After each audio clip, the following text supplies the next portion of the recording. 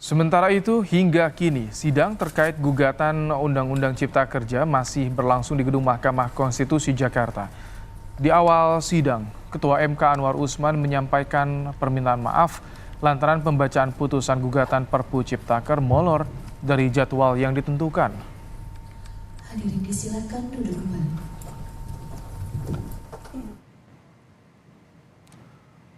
Undang-undang yang digugat ke Mahkamah Konstitusi adalah Undang-Undang Nomor 6 Tahun 2023 tentang Peraturan Pemerintah Pengganti Undang-Undang Nomor 2 Tahun 2022 tentang Cipta Kerja. Sementara pasal yang digugat oleh buruh adalah pasal 64 tentang tenaga kerja alih daya, pasal 79 dan 84 tentang cuti panjang tidak lagi wajib. Ada pasal 88C, 88D, dan 88F tentang upah minimum buruh.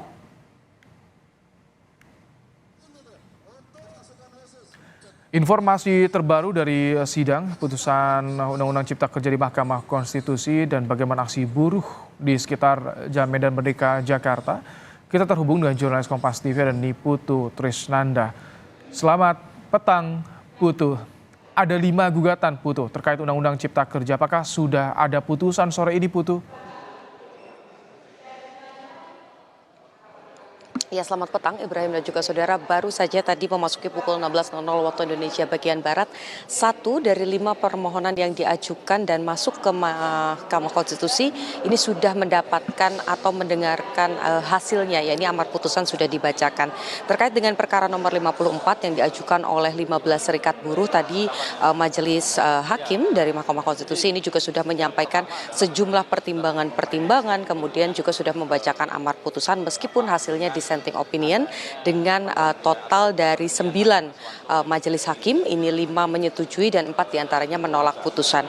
Kalau kita lihat bagaimana jalannya persidangan tadi, kemudian juga pertimbangan-pertimbangan yang disampaikan oleh Mahkamah, maksud kami majelis hakim, ini ada beberapa poin yang ditimbang oleh majelis hakim. Pertama, ini terkait dengan poin di mana di dalam permohonan dibahas soal melewati masa sidang. Biasanya jika Perpu ini diajukan dalam masa sidang pertama, maka undang-undang ini biasanya sudah bisa kemudian disahkan pada masa sidang kedua. Sementara pada Undang-Undang Cipta Kerja, kalau kita lihat bagaimana permohonan yang diajukan ini perpunya keluar di masa sidang DPR pada masa sidang kedua, sementara baru menjadi undang-undang pada masa sidang keempat. Nah, meskipun ini berbeda dengan hal yang biasanya dilakukan pada saat penyusunan undang-undang, ini tadi dinilai oleh majelis bahwa sebetulnya itu merupakan hal yang wajar-wajar saja atau tidak menyalahi konstitusi, karena pada saat itu juga ada banyak sekali undang-undang Omnibus Law yang tengah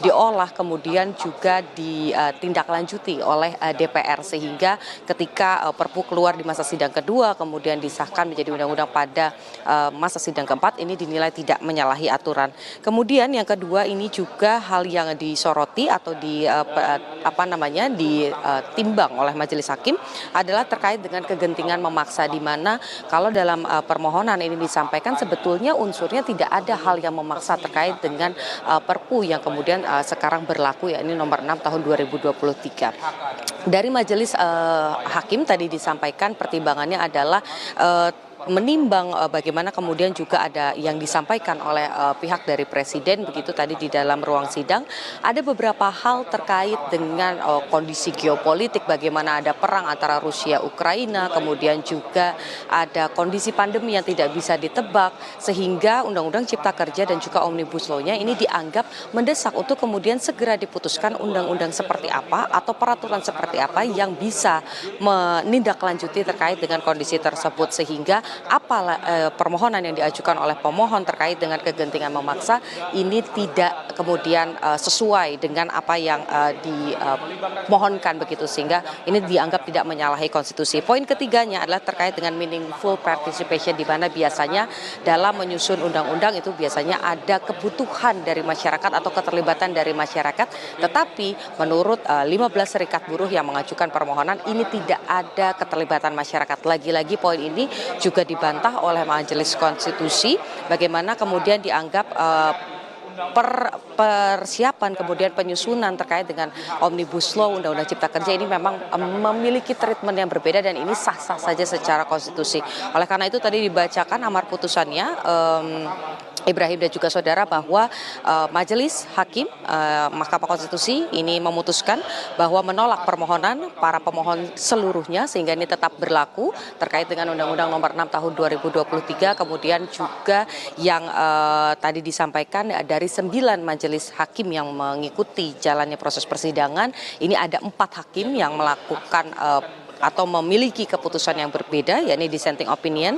Ini ada 4 orang, yakni ada Hakim Wahidudin Adam, kemudian ada Eni Nurbaningsih, kemudian ada Hakim Soehartoyo, dan yang keempat adalah Saldi Isra. Ibrahim. Baik, Putu. Lalu kalau soal demo di sana bagaimana? Apakah demo buruh masih berlangsung hingga saat ini? Singkat saja, Putu. Ya, sampai dengan saat ini demo masih atau aksi unjuk rasa ini masih berlangsung di sejumlah titik, khususnya di kawasan Merdeka Barat. Ini masih berlangsung, di Jalan Abdul Muiz juga masih berlangsung. Tetapi pengamanan ini terus dilakukan. Tadi sempat memanas sedikit, tetapi dengan pendekatan yang dilakukan oleh pihak kepolisian, ini juga masa kembali tenang. Tetapi karena ini baru saja dibacakan putusannya, tentu kita melihat bagaimana kemudian respon dari para buruh yang melakukan aksi. Harapannya tidak terjadi gejolak di masyarakat. Dan masyarakat yang ingin melewati jalan-jalan Abdul Muiz, Medan Merdeka ini juga diharapkan bisa memilih pilihan yang lain karena memang situasi lalu lintas di sini juga cukup padat. Ibrahim. Terima kasih Niputu Trisnanda untuk laporan Anda langsung dari Gedung Mahkamah Konstitusi.